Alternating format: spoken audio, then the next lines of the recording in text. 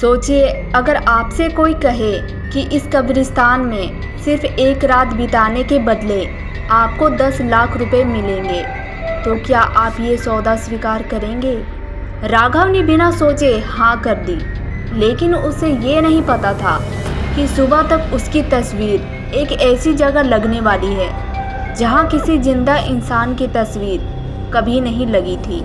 उसे सिर्फ एक रात कब्रिस्तान के अंदर बने पुराने कमरे में बितानी थी, लेकिन उसे एक बात नहीं बताई गई थी। उस कमरे में रात के ठीक 12 बजे के बाद जो भी आवाज़ें सुनाई दे, उसका जवाब कभी नहीं देना था। रात के ठीक 2:13 पर राघव ने कमरे के बाहर किसी को रोते हुए सुना। फिर एक लड़की की आवाज़ आई, राघव दरवाज़ा खोलो, मैं बाहर अकेली हूँ। राघव का चेहरा डर से सफ़ेद पड़ गया, क्योंकि उसका नाम उस लड़की को पता ही नहीं होना चाहिए था। अब कहानी को यहाँ से शुरू करते हैं। शहर से लगभग 30 किलोमीटर दूर एक छोटा सा गांव था जिसका नाम था देवगढ़। गांव के बाहर एक पुराना कब्रिस्तान था जिसके बारे में कहा जाता था कि पिछले 20 सालों में वहां रात बिताने वाला कोई भी इंसान सुबह वापस नहीं आया। गांव वाले सूरज ढलने के बाद उस रास्ते पर जाना तक पसंद नहीं करते थे, लेकिन शहर के कुछ लड़कों को इस बात पर विश्वास नहीं था। उनमें से एक था राघव। राघव को भूत प्रेत की कहानियाँ हमेशा झूठ लगती थी। एक दिन चाय की दुकान पर बैठे उसके दोस्त अमन ने कहा, अगर इतना ही बहादुर है तो आज रात उस कब्रिस्तान में जाकर दिखा। राघव हंसते हुए बोला, मैं तो पूरी रात वहाँ सो जाऊंगा। तभी दुकान पर बैठे एक बूढ़े आदमी ने उसकी बात सुन ली। उसने धीरे से कहा, सोने की बात मत करना बेटा, वहाँ रात काटना आसान नहीं है। राघव ने पूछा, क्यों, क्या है वहाँ? बूढ़े आदमी ने उसकी तरफ देखा और बोला, वहाँ मुर्दे नहीं जागते, वहाँ वो जागते हैं जिन्हें कभी दफनाया ही नहीं गया। राघव कुछ पल के लिए चुप हो गया, लेकिन फिर उसने बात मजाक में उड़ा दी। उसी शाम एक स्थानीय आदमी ने उसे एक अजीब प्रस्ताव दिया, तुम्हें 10 लाख रुपए मिलेंगे। राघव चौंक गया और पूछा, भाई किस बात के? वो स्थानीय आदमी ने कहा, आज रात कब्रिस्तान के अंदर बने पुराने चौकीदार के कमरे में सुबह 6 बजे तक रहना होगा। राघव ने तुरंत हामी भर दी। उसे लगा कि इतनी आसान बात के लिए 10 लाख रुपए कौन छोड़ता है, लेकिन उस आदमी ने 3 शर्तें रखी। पहली शर्त, रात 12 बजे के बाद कमरे से बाहर नहीं निकलना। दूसरी बात, अगर कोई दरवाज़ा खटखटाए तो दरवाज़ा नहीं खोलना। और तीसरी बात, आदमी कुछ पल चुप रहा, फिर बोला, अगर बाहर से कोई तुम्हारा नाम लेकर बुलाए तो जवाब मत देना। राघव ने हंसकर कहा, बस इतनी सी बात? आदमी ने उसकी आंखों में देखते हुए कहा, हाँ, अगर तुमने जवाब दे दिया तो सुबह तक तुम्हारा नाम भी उस कब्रों में होगा। रात के करीब 11 बजे राघव कब्रिस्तान पहुंच गया। चारों तरफ घना अंधेरा था। पुराने कब्रों के बीच सूखे पेड़ हवा में हिल रहे थे। राघव के हाथ में टॉर्च थी और मोबाइल की बैटरी सिर्फ 8% थी। वह पुराने कमरे के अंदर गया और दरवाज़ा बंद कर लिया। कमरे में एक टूटी कुर्सी थी, पुरानी मेज और दीवार पर लगी एक घड़ी थी। घड़ी की सुइयां रुकी हुई थी।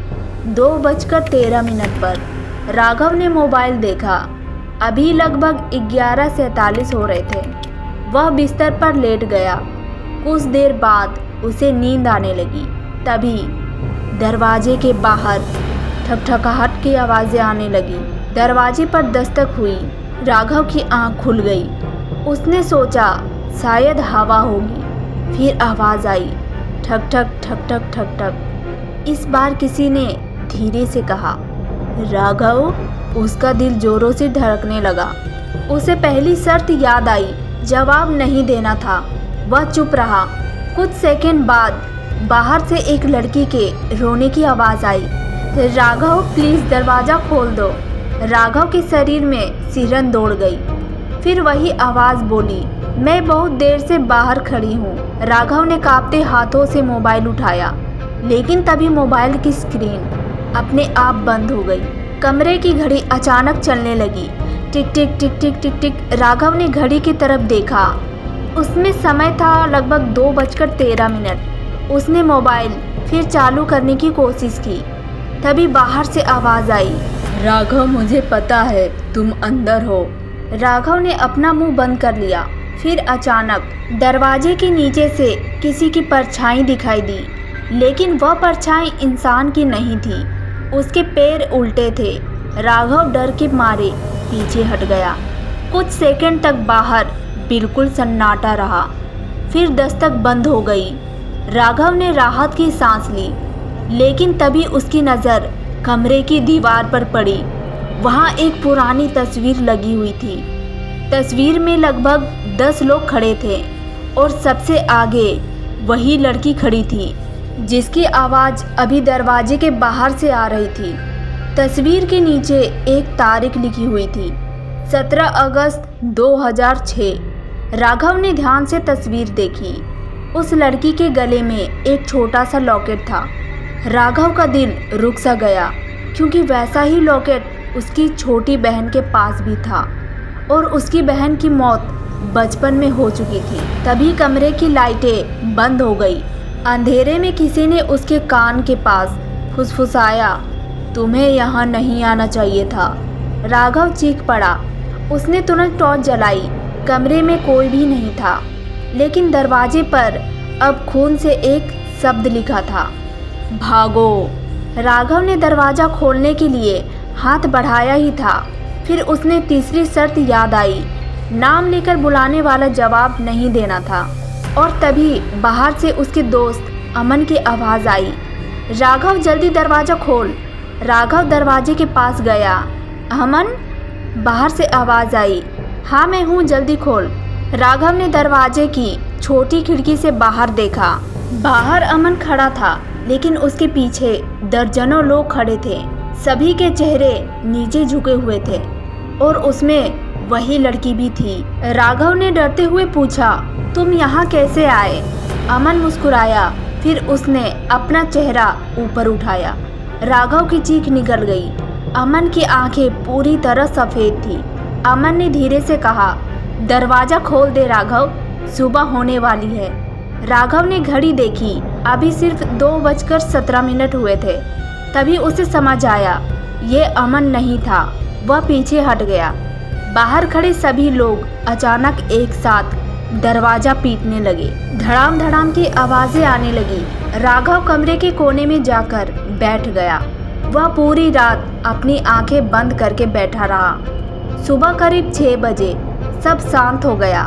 पक्षियों की आवाज़ सुनाई देने लगी। राघव ने धीरे से दरवाज़ा खोला। बाहर कोई भी नहीं था।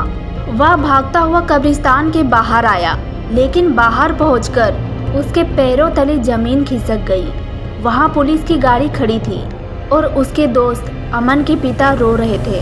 राघव ने पूछा, क्या हुआ? अमन के पिता ने उसकी तरफ देखा और कांपती आवाज़ में कहा, अमन कल रात से ही गायब है। राघव के हाथ पैर ठंडे पड़ गए, लेकिन वो रात में मेरे कमरे के बाहर था। अमन के पिता ने सिर हिलाया, नहीं बेटा। फिर उन्होंने कब्रिस्तान की तरफ इशारा किया। अमन की लाश अभी अभी उसी पुराने कमरे के अंदर मिली। राघव के होश उड़ गए। वह दौड़कर कमरे के अंदर गया। कमरे की दीवार पर वही पुरानी तस्वीर थी, लेकिन अब तस्वीर में 10 लोग नहीं बल्कि 11 लोग खड़े थे। सबसे पीछे अमन खड़ा था। राघव के चेहरे पर डर जमा हुआ था और तस्वीर के नीचे नई तारीख लिखी थी, 19 अगस्त 2026। राघव पीछे हटने लगा। तभी उसके कान के पास वही लड़की फुसफुसाई, अब अगली रात तुम्हारी है। और उसी पल कमरे का दरवाज़ा अपने आप बंद हो गया।